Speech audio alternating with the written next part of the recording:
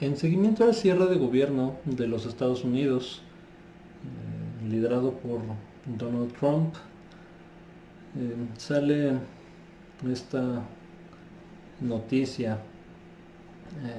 Doug Chris de CNN reporta: 1.500 páginas de GoFundMe han sido creadas por empleados del gobierno despedidos en busca de ayuda. Las peticiones de GoFundMe provienen de personas de todos los ámbitos: una madre soltera, un bibliotecario, un agente de la patrulla fronteriza, incluso un artista. Pero todas sus historias tienen algo en común: revelan el costo humano del cierre parcial del gobierno, que es ahora el más largo de la historia de Estados Unidos. En los últimos días se han establecido más de 1.500 campañas en el sitio de crowdfunding por empleados en licencia del gobierno que buscan ayuda, le dijo a CNN la portavoz de GoFundMe, Catherine Kishi. En fin, entre todas las campañas hasta ahora han recaudado más de $300,000. Muchas de las campañas comenzaron a aparecer a principios de enero, cuando se hizo evidente que los trabajadores federales afectados por el cierre podrían comenzar a perder los cheques. La gente está pidiendo ayuda para pagar el alquiler o la hipoteca, comprar alimentos o incluso comprar pañales para sus hijos pequeños. Así que sí, ese es la última actualización que yo he visto. Como dice el artículo, es el cierre del gobierno de los Estados Unidos más largo de la historia. Para quienes no estén familiarizados con este tipo de procesos, es, digamos, como el presupuesto de egresos de la Federación aquí en México. Lo discuten las dos cámaras y lo firma el presidente. Una vez que esto sucede, pues el gobierno tiene recursos entonces liberados para funcionar un año más. O sea, este proceso se debe llevar a cabo cada año. Si no se ponen de acuerdo, ya sea cualquiera de las dos cámaras o el presidente, que es este caso, quien está deteniendo el funcionamiento, pues entonces el gobierno de Estados Unidos cierra, ¿no? Cierra parcialmente, pues, o sea, no es que de un día para otro ya no hay policías, ni bomberos, ni hospitales, o sea, no.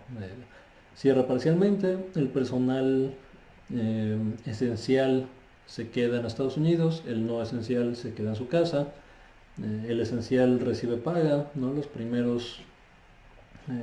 El primer periodo donde esto sucede, y hasta que lleguen a un acuerdo, ¿no? El tema ahora es que se ha extendido tanto este cierre de gobierno que, bueno, para empezar está afectando se estiman más de 800,000 trabajadores federales, ¿no? De eventuales, no eventuales, esenciales y no esenciales. El tema ahora es que tanto se ha prolongado el cierre de gobierno que el remanente de presupuesto que tenían las personas, bueno, las agencias de gobierno, y con el cual le pagaban a las personas del año pasado, o sea, el remanente del año pasado, con el que estaban solventando sus gastos este año, ya se está acabando, ¿no? Y hay gente que lleva semanas trabajando sin recibir un pago, ¿no? Apenas la Cámara de Representantes, me parece, en Estados Unidos, aprobó una ley para hacer retroactivo los pagos, ¿no? De esta gente que ha estado, pues, básicamente siendo esclava, ¿no? O sea, trabajar, o sea, ser forzado a trabajar sin paga, suena a esclavitud. O sea, no creo que, digo, o esclavitud temporal por lo menos, ¿no? En lo que les pagan. Y sí, digo, y ahora esta noticia nos informa que hay por lo menos 1.500 personas que están acudiendo a la buena voluntad del resto de la gente, pues para tener que comer, ¿no? Para pagar sus colegiaturas, para llevar a sus hijos a la escuela, para pagar sus cuentas médicas, que en Estados Unidos no es un tema menor. Entre la deuda estudiantil y las cuentas médicas son las principales causas de bancarrota en Estados Unidos. Entonces, no es poca cosa, ¿no? O sea, sus hipotecas también, o sea, Estados Unidos, la mayoría de los acreedores son privados, entonces no es como muchas veces aquí en México que el Infonavit o el Fobiste son bastante laxos, ¿no? En sus cobranzas, y te dan chance, ¿no? Si te atrasaste un mes, pues igual no pasa nada, allá no, o sea, allá son acreedores privados y les debes un mes y te pueden correr de la casa, o sea, ese esquema es el que usaron muchos de ellos, principalmente Wells Fargo, en California y en otras partes, para correr a la gente en su casa cuando fue la crisis de 2008-2009. Pero bueno, ese es otro tema.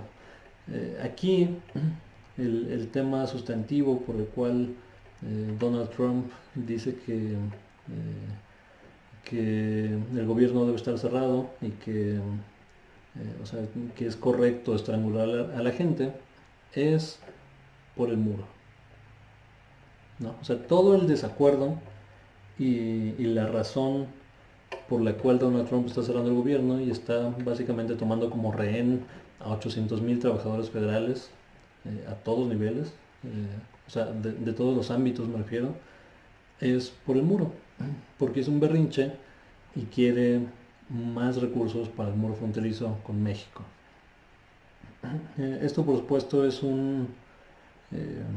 es un sinsentido, ¿no? O sea, para empezar, ok, digamos que les dan recursos para el muro, ¿no? Construir un muro de aquí a mañana, se acaba el problema de narcotráfico en Estados Unidos, de narcóticos, la crisis de opiáceos en Estados Unidos. No se acaba. Se acaba la crisis de migrantes, que para empezar no hay crisis de migrantes, ¿no? O sea, por lo menos esta es una cifra del año pasado. Con México tenían una, digamos, o sea, estábamos parejos entre la gente que entraba y salía de Estados Unidos. El año pasado incluso más mexicanos salieron de Estados Unidos que mexicanos entraron a Estados Unidos. Entonces, tienen, digamos, un superávit en ese sentido, superávit raro, no migratorio. Se están dejando salir más mexicanos de los que entran. Pero, bueno, hay una crisis, ¿no? Dice él, que una crisis migratoria, que tampoco se solucionaría de esa forma. O sea, la gran mayoría de personas migrantes que están en Estados Unidos de forma ilegal son personas que extendieron el tiempo de sus visas, ¿no? Sus visas legales. y probablemente llegaron por avión o por algún puerto de entrada normal, pues, o sea, mostraron su pasaporte, su visa, la gente los dejó pasar y están ahí y extendieron el periodo por el cual tenían permitido quedarse. Esa es la forma en que la gente está entrando. Entonces, un muro fronterizo va a dejar, o sea, va a romper este esquema. Pues que no. O sea, es una solución ridícula a un problema no existente. Pero digo, no funciona en sentido de la retórica, ¿no? Con su base, con el núcleo de su base electoral de Donald Trump. Pues digo, sabemos el perfil de ¿no? de su base electoral. Y esto no es hablar de todo el Partido Republicano, es hablar de entre 35 y 40% del Partido Republicano que todavía lo apoyan y que lo van a seguir apoyando mientras siga apoyando estas iniciativas, pues, de corte pues realmente racista, ¿no? O sea, porque no hay, digamos, una justificación eh, lógica, o sea, basada en evidencia, en hechos, en conocimiento empírico, que justifique la creación de un muro como lo está proponiendo el presidente. Ahora, no todo es color de rosa, digamos, en el otro lado, en los demócratas. Los demócratas ya le dieron, o sea, ya concedieron, me parece, 1.6 mil millones de dólares para seguridad fronteriza y algunas cercas, ¿no? O sea, alrededor de la frontera. O sea, no es que los demócratas sean hippies de fronteras abiertas, no íbamos a dejar a todo el mundo. No, o sea, también quieren este tipo de medidas, ¿no? Hillary Clinton, de forma muy famosa, apoyó la creación de una cerca, ¿no? Una barrera, dijo ella. Voté muchas veces para construir una barrera, ¿no? Como que se cachó a sí misma y dijo, no, no puedo decir muro, entonces una barrera entre México y Estados Unidos. Hillary Clinton también hace poco fue a hablar a la Unión Europea y dijo que hay que tener cuidado, ¿no? Porque con la migración, porque la migración es un tema que exacerba el furor de la derecha nacionalista, ¿no? Entonces hay que controlar la migración para que la derecha nacionalista no se levante, ¿no? No gane más poder. Entonces, o sea, tampoco es que el establishment del Partido Demócrata sea súper pro migración y pro mexicanos. Sin embargo, es importante hablar de este tema porque parece que por lo menos en el dominio público, en el discurso público, Donald Trump está perdiendo la batalla en este caso en particular.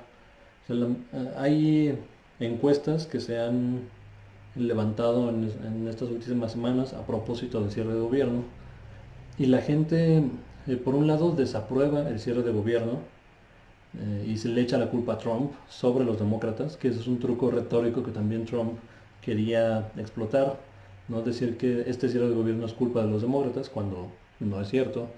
O sea, tanto la Cámara de Representantes como el Senado ya se pusieron de acuerdo en una propuesta de presupuesto que está en el escritorio de Trump y Trump dijo que no le iba a firmar porque no incluía suficientes recursos para su muro.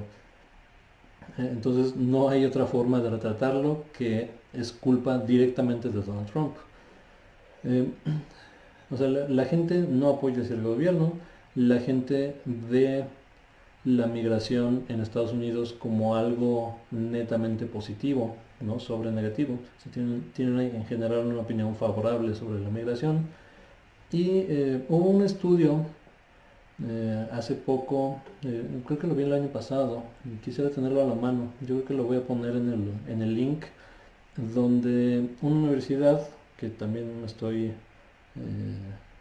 olvidando cuál es, pero va a estar en el link, encontró que los migrantes, ya sean legales o ilegales, dentro de Estados Unidos, son menos propensos a cometer cualquier crimen que las personas nativas de Estados Unidos.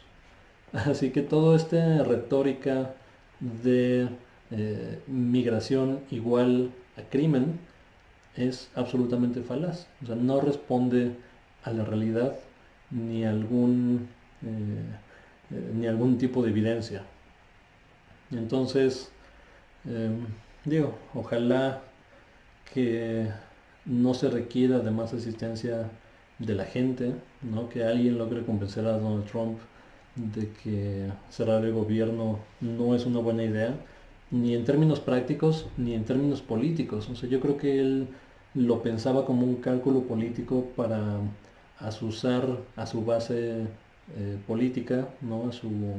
A su gente, a la gente que lo apoya, pero poco a poco existe menos y menos apoyo por las medidas que está tomando. Entonces, en algún punto se tendrá que dar cuenta que no es una victoria ni política, ni retórica, ni efectiva, o sea, palpable, y cada vez está dando más puntos a los demócratas en vísperas de las elecciones primarias para su reelección.